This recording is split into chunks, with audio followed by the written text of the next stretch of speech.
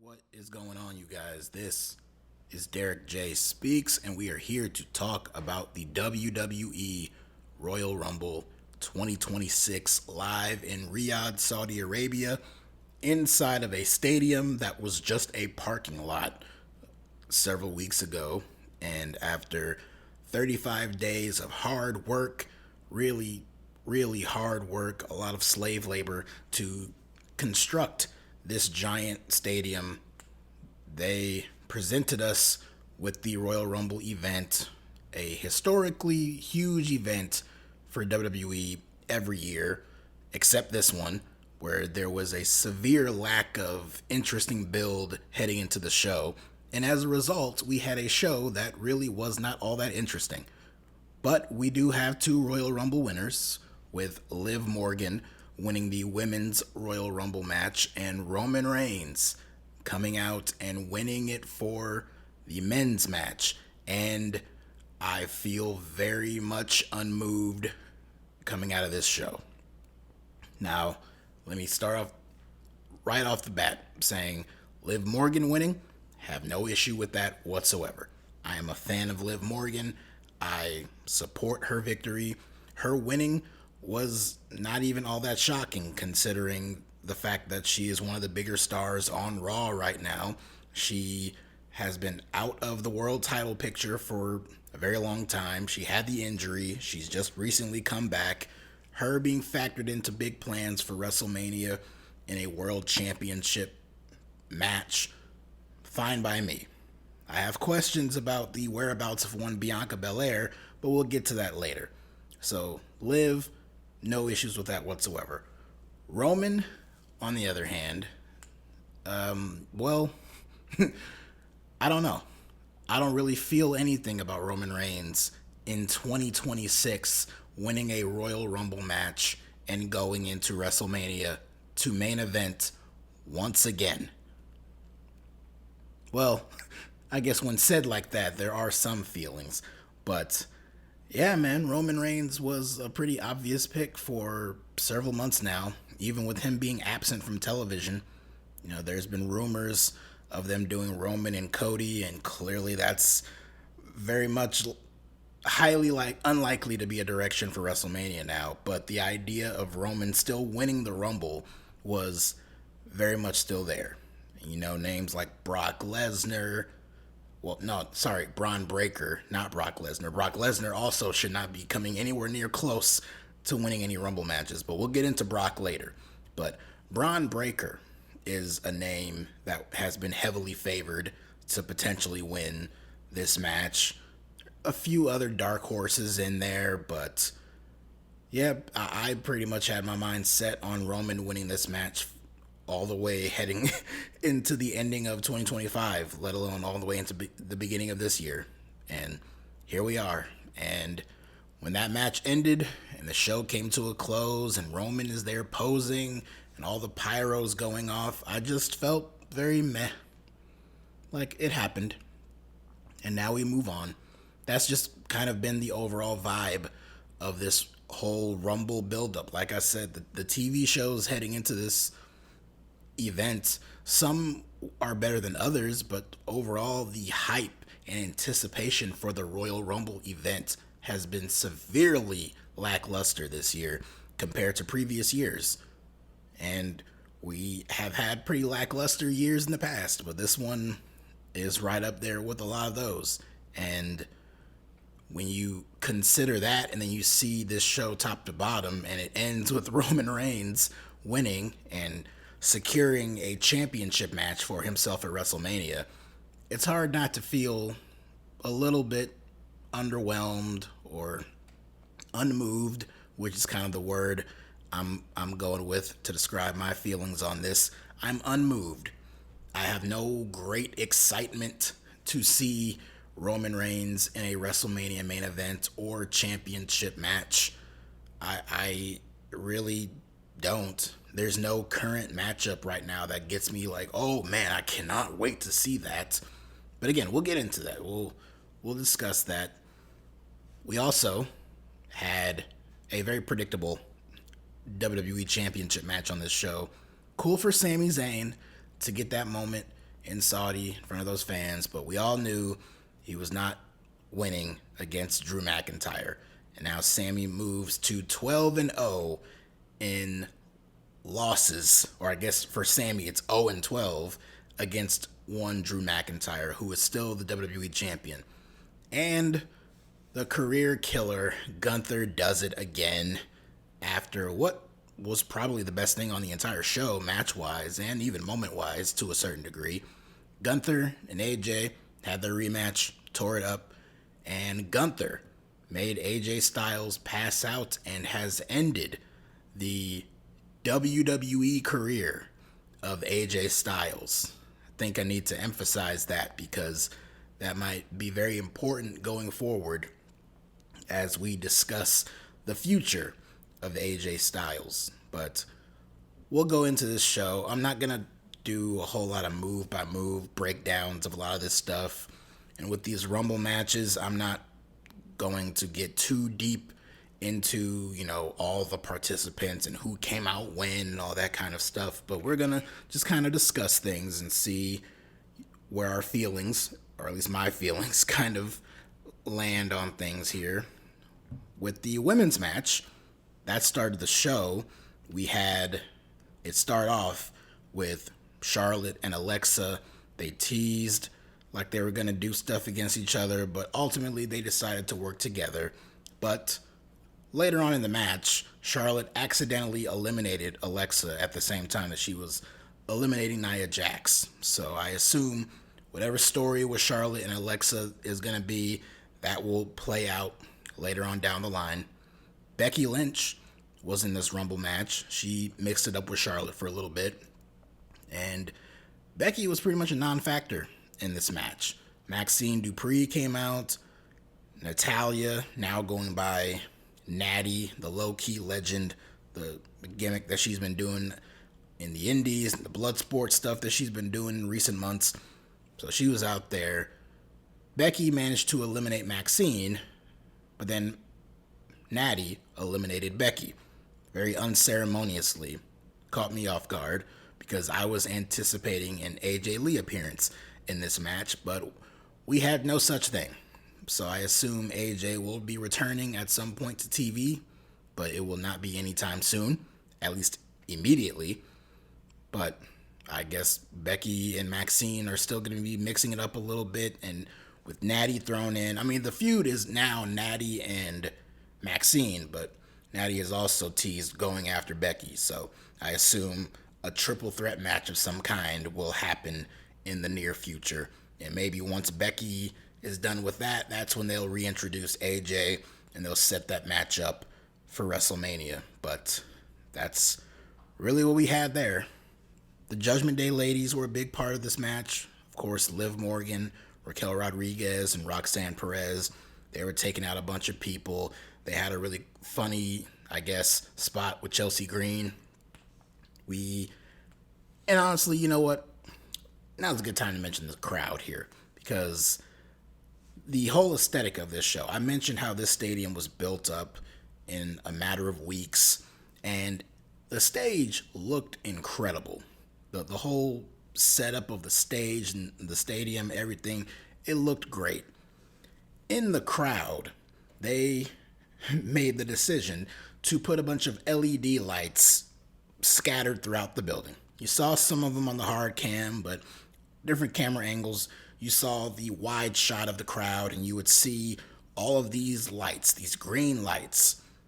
However, on TV, now clearly it was different in the arena. Enough people were supporting this notion.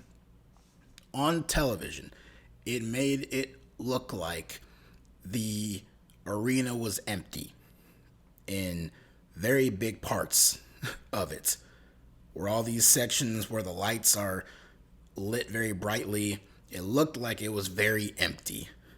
And eventually they turned off the lights, because when the show came on the air, they had them on in the crowd, and then it wasn't 15, 20 minutes into the show that they turned them off and never turned them back on again. Outside of having them on for entrances and stuff like that, those lights did not stay on the way they did at the very, very beginning of the show. And while it helped a little, it didn't help much because even still, the way it was positioned and the way it was presented on the show, it very much made it look like there were a shit ton of empty seats in upper level sections in the building. So that did not look great. And like I said, there were people who refuted that. They said that there were people, the stadium was packed, it's just the lights kind of blocked it. But I would have supported that idea that it was pretty empty because with the way the crowd was reacting to a lot of the stuff on this show, you would think there was nobody in that building. This women's match had many different chunks, and the same goes for the men's Rumble too. There were several chunks throughout the match where they couldn't be bothered to care about anything. They would cheer for other things, random things that had nothing to do with the match. They would go crazy for certain people. We'll get into that. Certain people got very big reactions, but other people came out. I mean, this is also a WWE problem where certain individuals just have the worst entrance music. So many people's entrance themes sound exactly the same, just AI slop, generic drivel that when people come out, you have no idea who it is. Poor Zelina Vega made her entrance and got a negative reaction, which she does in the States too, and that's a huge problem for WWE's creative team for still not putting in any effort to make Zelina Vega feel like any kind of star on the show, despite her being on the roster for several years now. But nonetheless, the aesthetic, like I said, the stage looked great, the crowd shots looked terrible, and the noise from the crowd for large parts of the show left a lot to be desired. But certain people did get reactions, like Liv Morgan. Obviously, people like Io and Rhea Ripley, who were in this match, they got some of the biggest reactions here. A lot of the NXT talent we saw, not all of them got big pops or big reactions. Lola Vice came out. She didn't get much of a reaction, but it was fun to see her mix it up for a little bit. We had Kalani Jordan, we had JC Jane, so a few of them had some cool spots there. Sol Ruka was in this match, and she was probably the most impressive out of all of them. Not only did she consistently get big reactions from the crowd, mainly due to a lot of the athletic spots that she had in here, whether it was stuff evading an elimination or whenever she would hit that soul snatcher. Of course, that always gets a big reaction. She also lasted the longest out of at least any of the NXT call-ups. In fact, she was among the final three in the entire match. So good for her. She was mixing it up at the end with Liv Morgan and Tiffany Stratton, who also returned on this show. Speaking of returns, of course, Nikki Bella was in this match. Nikki Bella's been a main fixture on TV for several months now. We had the return of Brie Bella in this match, and unless my ears deceived me, not Rhea and not Io, no one else had as big of a pop in this match than Brie Bella. And seeing the Bella Twins reunite in this match got a huge reaction. One of the biggest pops of the entire night. That goes for any match and between both Rumbles. One of the biggest pops of the night went to Brie Bella and her reuniting with Nikki. So, I don't know if that's a tease of things to come. I don't know if the two of them are going to reunite on TV. You'd have to expect that they probably will. I don't know if... Ever since they introduced those women's tag team titles back in 2019, the idea of the Bellas going after them has always been at the forethought of a lot of people's minds, and this might be the year they finally do it. So we'll see how that works out. But again, not a whole lot to really speak of, not a whole lot of noteworthy things about this match. Honestly, it was very meh and boring for much of the duration of the match.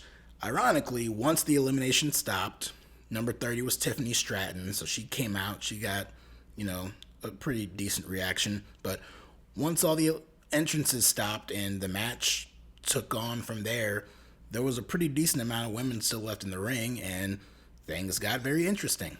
Lash Legend was the star of this match. She racked up quite a few eliminations on a lot of big names in here. She eliminated Charlotte Flair. She took out both Bella Twins in this match. She even managed to get a face-off with Raquel and Rhea, which led to her eventually getting eliminated, and that got a big reaction. Raquel took out Rhea very forcefully, too. It was a pretty brutal spot. And I think Lash also eliminated Io, by the way. So, big night for Lash Legend, and a big spotlight on her, so good for her. And as far as Raquel, after she eliminated Rhea, she then was eliminated by Liv Morgan, her own Judgment Day cohort there. So that made for a really cool moment. And like I mentioned, final three came down to Liv, Sol Ruca, and Tiffany. They found themselves, all three of them, on the apron. I feel like they've done this for the past several women's Rumble matches where the final 2 or 3 people end up on the apron. You know, when you do the same thing every single year, it's not special anymore, and it's very lame. But in this case, it worked out. Sol went up again for that Soul Snatcher. She went up one too many times because Tiffany was able to push her off and eliminated her. And then Liv hit the Oblivion on Tiffany onto the floor, which sent Tiffany out to eliminate her. So Liv Morgan, no longer the bridesmaid, as Michael Cole put it on commentary. She is the winner of the Royal Rumble. And like I said at the start of the video, good for her. I am happy for Liv Morgan. I am a fan of Liv's. I have been for many years now, even back when she was in the Riot Squad. I always thought that Liv Morgan had potential to be kind of like a scrappy underdog babyface character, and she completely flipped it on its side with this whole stuff with the Judgment Day and Dominic and all this stuff that she's been doing for these past couple of years. She is a great character on the show. She's a great personality, and I have no issues with her being in the WrestleMania championship picture. I have to imagine we're getting her versus Stephanie Vaquer one-on-one. Stephanie is still mixing it up with Raquel. In fact, this upcoming Monday night on Raw, there is a Philadelphia street fight between Raquel and Stephanie for that Women's World Championship. So they're still very much mixed up with each other. But could this potentially form into a triple threat situation where Raquel is still involved and Liv wants to go after the championship and, you know, all that stuff? Could Raquel even beat Stephanie and she's the champion and Liv chooses to face her at WrestleMania? Could that even be a possibility? I don't think so. They've kept the belt on Stephanie this long. I don't see any need to take it off of her before WrestleMania, but you never know. So that's interesting. As for one Miss Bianca Belair. Miss Bianca Belair. We have not seen her since WrestleMania last year, when she unfortunately broke her finger, which was then revealed to be a broken knuckle. I don't know what the status of this woman is. I don't know if she's still out. A lot of rumors circulating. None of them have been firmly confirmed, at least to my knowledge. The idea that she didn't want to have surgery initially, but then eventually she did have to have it, so now she's still healing from the surgery. I'm not sure what her status is. The way I looked at it was maybe she is cleared, and they did not want to put her in this match because she was not going to win. And they wanted to give the win to Liv because, like I said, for years, the bridesmaid, never the bride, always the runner-up. She has been the runner-up in the Women's Royal Rumble many, many times over the past couple of years. Maybe this time, Triple H and the creative team actually wanted to throw her a bone and give her a moment and let her win the Rumble and to do that, they didn't want to put Bianca out there because if Bianca's in there, the expectation would be that she would win. They didn't want to put her in a position to lose, so they held her out, and maybe she'll return in these next coming weeks. She'll enter the Elimination Chamber, win it for the second year in a row, and that'll be how she gets her shot at Jade at WrestleMania. Or Bianca's still hurt, and the severity of this knuckle injury is just miles ahead of anything any of us could have expected. But the women's division as a whole, but particularly on SmackDown, has suffered greatly in Bianca's absence. And for Bianca, it has to suck because this whole last year was a waste of a year. Whatever this injury was, it took basically an entire year away from her. And that's very unfortunate. So hopefully for her sake, I hope she does come back. But if the idea was to allow Liv to have a moment in the sun for herself in the Rumble, and that's why they held out Bianca, then I have no issues with that. But we'll see what happens. As for the men's Rumble, this was a whole different ball of wax. Like I said, the women's Rumble, the first few moments of it, not all that special. And then once the entrances stopped and the remaining women were facing each other, things got pretty exciting, and those closing moments were very fun, and the crowd reacted big to Liv winning, and that was a very cool moment. Very happy for her. The men's Rumble was not terrible, but it just wasn't anything. It started out in a big way with Obafemi coming out at number 1 and Braun Breaker entering at number 2. That was a whole ordeal on the pre-show with Paul Heyman and Adam Pearce. So Braun Breaker is making his entrance when he is ambushed in the aisleway by a man in a hoodie and a mask. Once again with this. But this person ambushed Braun, beats him down, hits him with a super kick and a stomp on the floor, and then dumps him in the ring. They ring the bell, and Oba immediately eliminates Braun Breaker, and within seconds, many people's favorite, including mine, the favorite to win this entire Rumble match, is gone. And there you go. So, right off the bat, let's get this out of the way. That person who did that, who performed that move and was physically there on the show tonight, that was not Seth Rollins. Because people are going to make a whole big deal of, oh, that was Seth, or was it Seth? Who was it? Ultimately, the big reveal later on down the line, I'm sure, is going to be that it's Seth Rollins. Was he himself physically there on this show?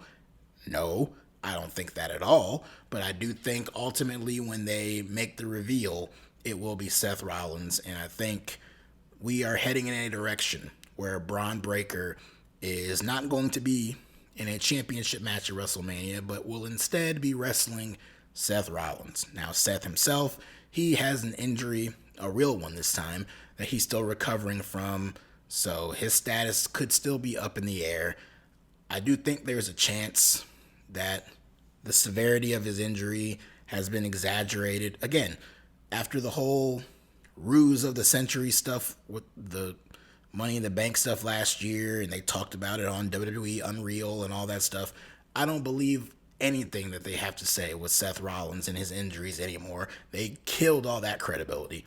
Even if all of it is up to snuff, 100% legit, any credibility they had has died. So, I'll see it. I'll believe it when I see it. But I do think that there's a chance that Seth will make it back in time for WrestleMania, and I think the direction could easily be Braun Breaker and Seth Rollins one-on-one at Mania, and I think this spot here was used to set that up.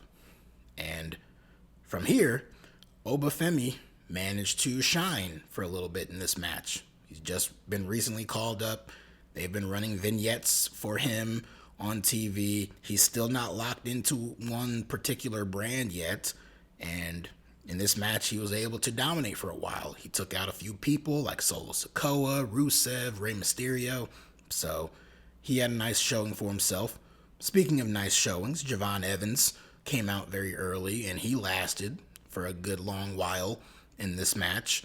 Oba was the Iron Man initially, but then he eventually got eliminated, and Javon outlasted him. So, good on him. Of course, Trick Williams, who has recently been called up to SmackDown, he had a moment with those two. So, cool to see a little bit of NXT representation there. And then we get some of the surprises in this match. I'm not someone at this stage of the game who really clamors for a boatload of surprises to fill up these matches, whether it's returning superstars, whether it's Hall of Famers or people outside the company, like whatever that kind of stuff is. These Rumble matches, to me, are not made or broken based on the amount of surprises. But if you're going to take the effort to do surprises, maybe you can do better than Mr. Iguana and La Parka, especially in front of a crowd that did not care about Mr. Iguana or La Parka and probably did not know who Mr. Iguana or La Parka are. And maybe even some of you listening to this review don't know who those two are. I'm sure some of you do. Of course, these are characters. These are performers for AAA. Mr. Iguana in particular, he's appeared on main roster shows and NXT shows in the past. He really blew up in certain moments when he was first introduced to a wider audience last year, but that hype died down a very long time ago. He, believe it or not, the man in green face paint holding a stuffed puppet iguana, and all the hype and comedic effect around him died down a very long time ago. And he came out, and this bright, energetic music is playing, and then they stop it, and he's in the ring, and the fans are completely dead silent. Same thing happened later on in the night when La Parka was out there. And La Parka is a legendary performer in the history of wrestling, but he got no reaction here. So if you're going to... WWE got to do a better job of reading the room, is the main takeaway from here. Because if you're going to go the extra mile of having surprises in this match, make sure they're surprises that you think will actually work. Again, the Mr. Iguana hype died out many months ago. La Parka, as known as he is, he's not that well known to where the WWE audience would react big to him. And even the people who do know him, someone like him is not who they want to see in a spot like this. This is a spot that a lot of people probably were hoping and expecting for someone like Chris Jericho, who, man, this man has not been on television since, April last year? And he continues to be a top trending topic. Good on him, honestly. Good for Jericho that in 2026, this man is still a hot topic button of conversation within the wrestling community. It's crazy. The status of this man and his contractual status and, he's still on the AEW roster page and all this stuff about him. It's crazy. I, like a lot of people, expected that he would be in this match, but I also was aware of the idea that he could potentially not be in this match. That also would not shock me. And lo and behold, he wasn't there. We got down to those final couple of entrances, and I guess this is one of the pitfalls of announcing so many people ahead of time that you get to a certain part in the match and those final participants where it's like, okay, I know among these 6 spots, 5 of them are this person, this person, this person, and that person. And then they all end up coming out. And then you look back on earlier spots that are wasted on people like Mr. Iguana and La Parka. So, no Jericho here. I'm not clamoring to see Chris Jericho appear in WWE. I'm not clamoring to see him in AEW either. I don't really have a whole lot of desire to see Chris Jericho in 2026. Honestly, I was hoping to see him because I was hoping that all this discourse and discussion around when is he going to show up would finally end. Now it's not going to, which for him and in his mind, I'm sure, is a very good thing because that keeps his name very fresh on a lot of people's lips and minds. So good on him. For me, it is going to suck, but it is what it is. We weren't completely without surprises, though, other than the AAA guys. We had a face-off and a battle between two El Grande Americanos. Of course, the one that we've been seeing recently, competing in AAA, he came out. And then immediately after, we had El Grande Americano Original. So let's be smart here. And the Ludwig Kaiser version of El Grande was out, and then Chad Gable came back. Chad Gable made his return on this show. He looked jacked. If you saw it, he has grown a beard. Good for him. So the two of them can mix it up and do what they do. We also had in this match the debut of one Powerhouse Hobbs, who of course recently departed AEW and signed with WWE and is now under the new name of Royce Keys. This is a name that has sentimental value to Hobbs. Royce is the name of his son. Apparently Keys is the maiden name of his mother, his late great mother. So I'm sure for him it is very meaningful and touching to have those two names combined for his wrestling name. And the way they did it, they played his Titantron, they showed Powerhouse Hobbs, and it slowly faded away into Royce Keys to try to get that initial big pop and then, turn into that, obviously symbolizing that he's starting new in WWE, starting fresh and starting over basically, and rebranding himself with his new name and all that stuff. And he had a pretty impressive showing for himself. He was out there mixing it up with some names like a Cody Rhodes and other people like that. So good on him. There was even a brief AEW chant, so that was funny. But I don't know what this means for him in his future. I don't know if he's going to be immediately vaulted to the main roster or if they're going to put him in NXT.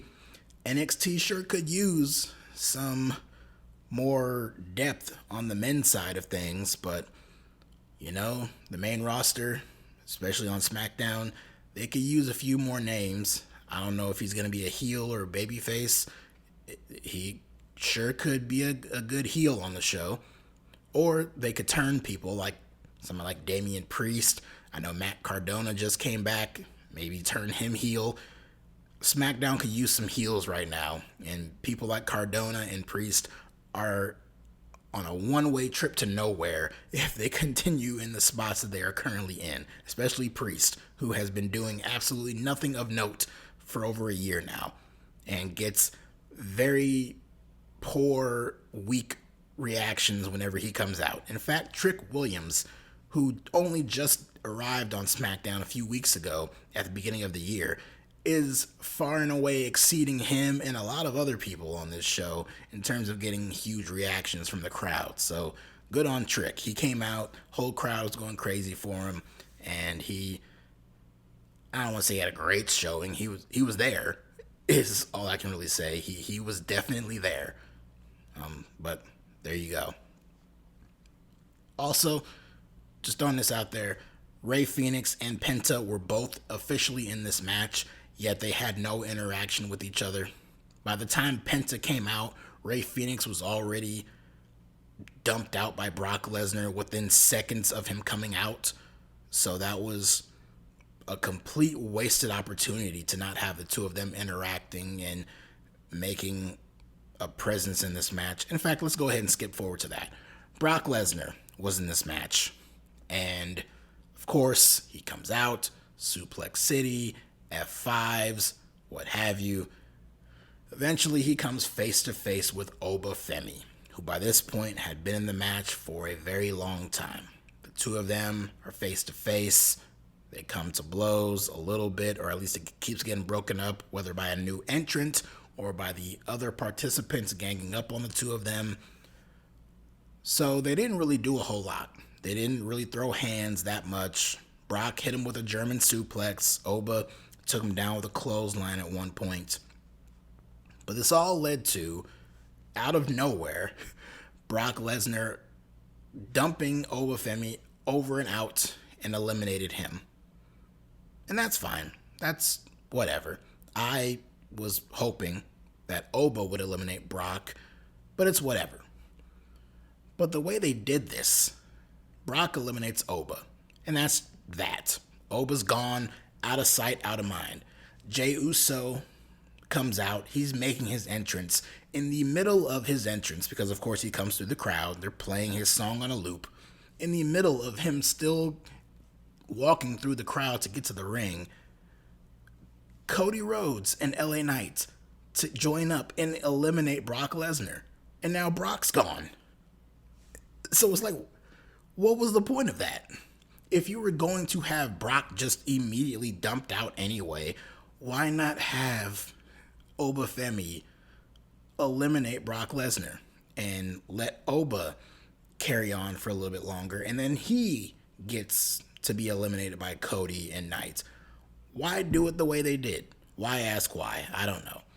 If that was supposed to tease an Obafemi Brock Lesnar match, especially for WrestleMania, boy, that did nothing to make me excited for that match. I'm on record as saying I have no interest in seeing Brock Lesnar on TV at all, but I did have some interest in seeing him and Obafemi face off. And I still do to a certain degree. If for nothing else, it puts Obafemi in a very top prominent position on the show. So that's good. But if what they did in this match was their way of getting you excited to see the two of them face off in a one-on-one match, for me personally, they did not do a good job. If it were me, because of course you're wondering what I would do, if it were me, I would have either just done the reverse and had Oba eliminate Brock, and then Cody and Knight or whoever eliminate Oba later. In fact, I probably would have kept Oba in there even longer, but again, that's just me. So either you do that, or if you want to have Brock eliminate Oba, that's fine. Have Oba immediately get up, or even if it's not immediately, not long after, have him get back up, get in the ring, and then him dump out Brock Lesnar, and then the two of them just brawl, and it's all this chaos at ringside. That's how you set up a match between the two of them for WrestleMania. That is, in my mind, how you can really get excited for a match between the two of them at WrestleMania. I don't know if that's the direction they're going in.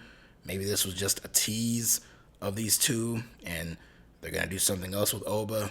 I don't know. But to me, wasted opportunity here. We did have LA Knight. I did mention his name. He did return. He took out the Vision guys, at least Bronson Reed and Austin Theory, so good for him. He didn't last long, of course. LA Knight winning the Rumble, are you kidding me? Yeah, no way. I mentioned Jey Uso. He came out not long after Jey came out. That's when Roman Reigns came out. And so that's when, by that point, once Roman Reigns, I think he was like number 26. And at that point, you pretty much knew everyone else who was coming out. And in no particular order, it was pretty much everyone who I expected. Penta still had to come out, and he did. Jacob Fatu, Randy Orton. And then at number 30, it was Gunther, who did pull double duty on this show, and he came back out. I wouldn't have had him in this match if he wasn't going to win, but it did come down to him and Roman at the end, and we have not seen the two of them interact with each other, so that was pretty cool. Cody Rhodes, he threatened to win his third Rumble, which has audibly drawn boos from crowds at the idea of him doing that.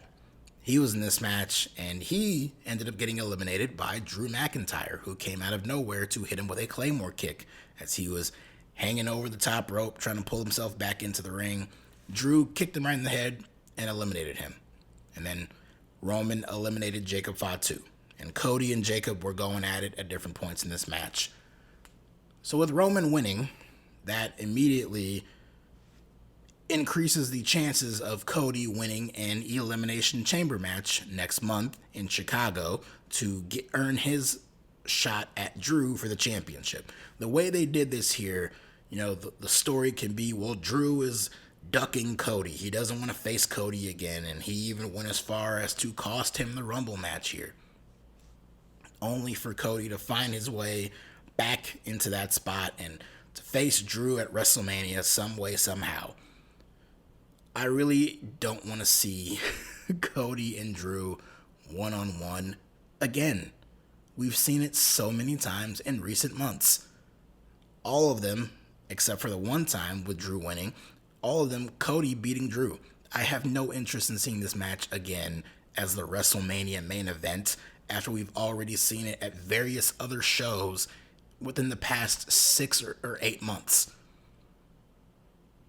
If they're going to do Drew and Cody again, please keep Jacob alive in this program and insert him into the equation. At least it's something different, and at least it's a newer guy in the equation. And it's not just Cody and Drew.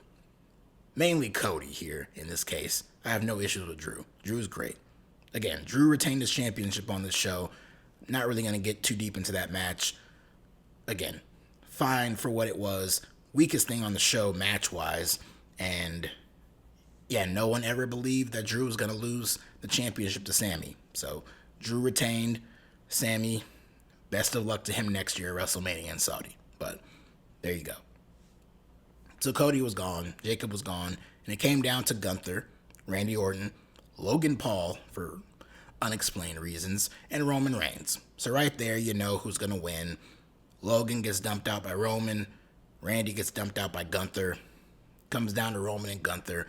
Gunther tries for the sleeper a bunch of times, but in the end, Roman spears him and then dumps him out. And Roman Reigns, for the second time in his career, has won the Royal Rumble match. In fact, I believe it was 11 years ago that Roman first won the Rumble.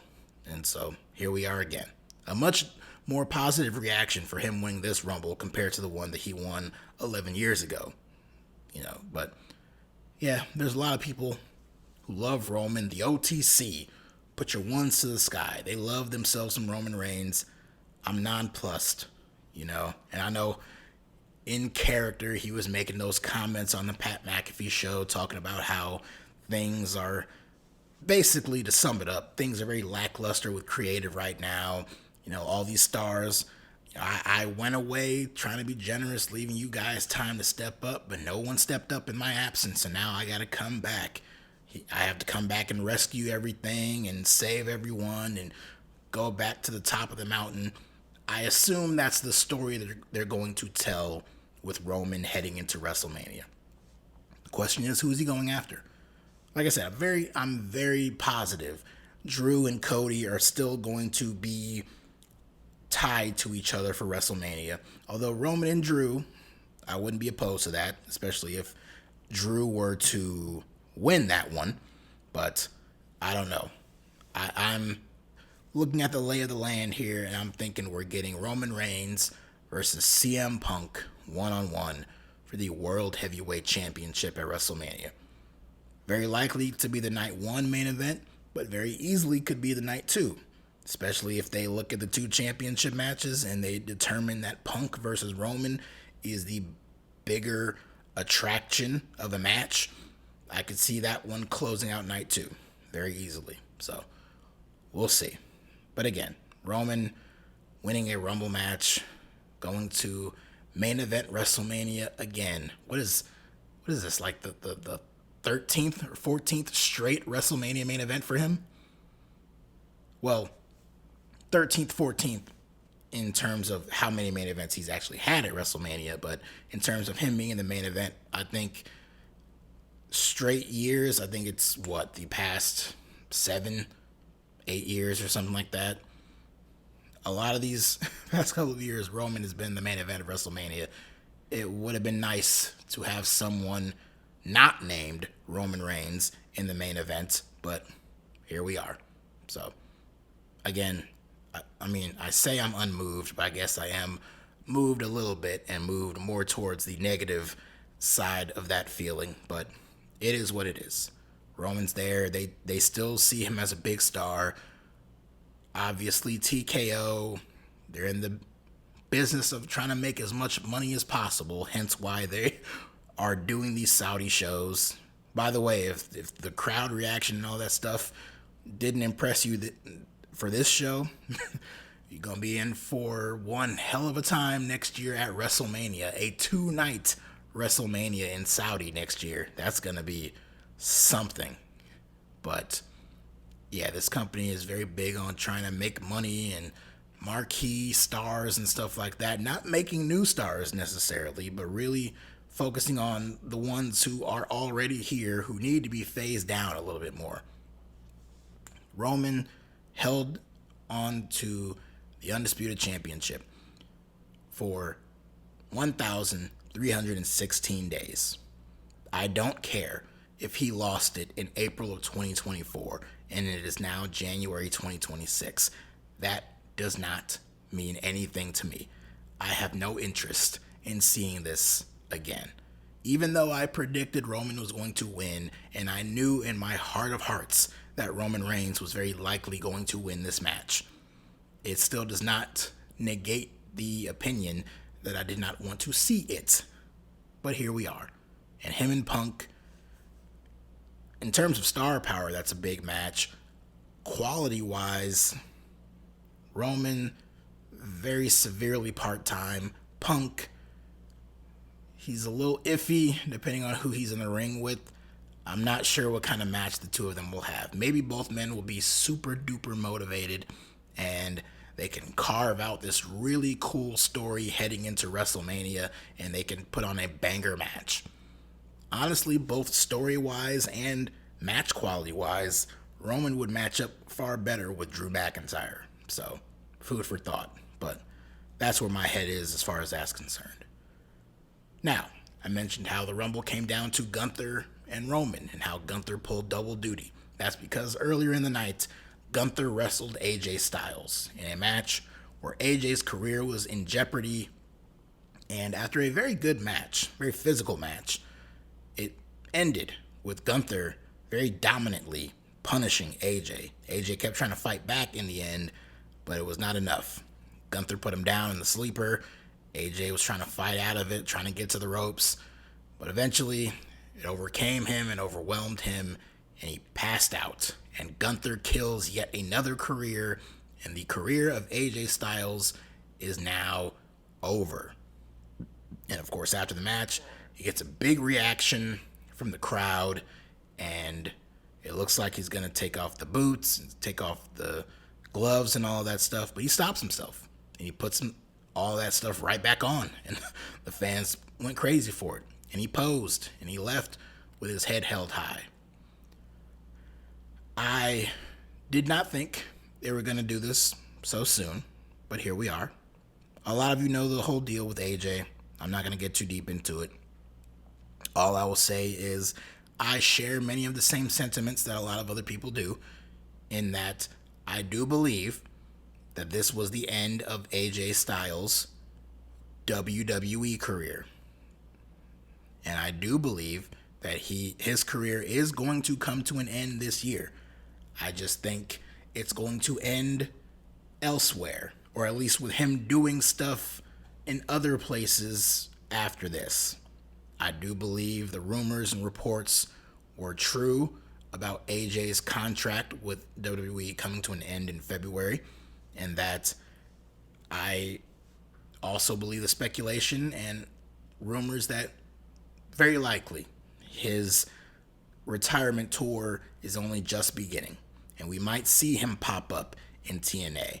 We might see him pop up in New Japan. We might see him pop up at certain indie promotions. And yes, we even might see him pop up in AEW, especially in time for their All In show in London at Wembley Stadium later in the summer. I do think there is a very strong possibility that we could see AJ mixing it up with people in TNA, New Japan, and AEW this year. And the idea of him wrestling someone like Will Ospreay or Kenny Omega or MJF or Swerve Strickland or Takeshita or Okada or Kyle Fletcher or Hangman or Swerve and all these different names, I do think it's a very high possibility.